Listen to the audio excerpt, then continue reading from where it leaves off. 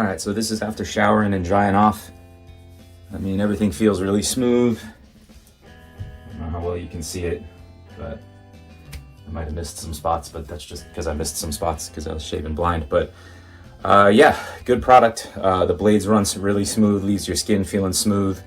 I think I'm got a little bit of razor burn there, but that's just maybe I didn't use enough of the shaving gel, but doesn't hurt. Everything's good. I've used a couple of products like this. This is the best one so far, and I'm definitely going to keep using it. So there you go.